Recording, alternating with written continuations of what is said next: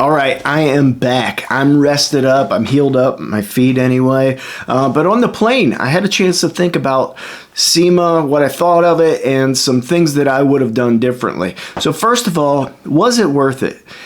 Without a doubt, if you are a car person to any degree, this show will change the way that you look at car events from now on. Absolutely amazing. I will make this an annual event for sure.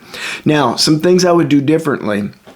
So first of all, this is a multi-day event for a reason. I was there for 2 days. I wish I was there for, at least a few days. But use that time. Don't feel like you need to cram it all in to 1 or 2 particular days. You're going to miss so much that you're going to be frustrated. I will also tell you that use your phone. Sema has an amazing app that I looked at before I left. It will tell you, hey, Chip Fusa is going to be at this particular booth at this certain time. And it'll also tell you where the cars are and what buildings and things. And I looked at that before I left. But honestly, when I walked into the building there, I was so overwhelmed by everything that I was seeing that I never looked at it again. And that was to my detriment because I missed a lot of stuff. I promise you that. Another tip that I have while we're talking about the app and technology, you're going to get a confirmation after you've submitted all your stuff and they approve you. You'll get a confirmation QR code. Save that into your Apple Wallet if you have an iPhone, because you're going to be able to go into a different line altogether if you have that code. And when you go up, they're going to scan the code. They're going to know exactly where your pass is. This is what your pass looks like. I taped over some stuff that I didn't really want people seeing. But because I had that code, it was quick and easy to get. This is your Wonka ticket.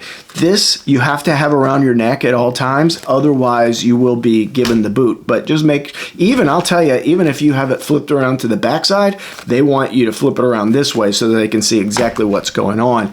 So do that. You're going to save yourself some time and a little bit of hassle. The second thing that I will tell you is make sure to hydrate and eat. Now, there's food there. There's water stations there. The water stations are going to sell bottled water and beer and wine. And first of all, it's expensive.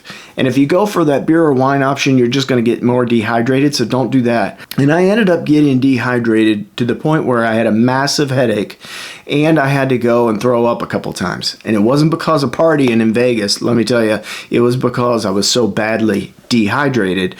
Another one is, be cool to the celebrities, the celebrity builders that you bump into. You are going to bump into them. I ran into the guys from Russ Brothers, Shorty from Shorty's Dream Garage.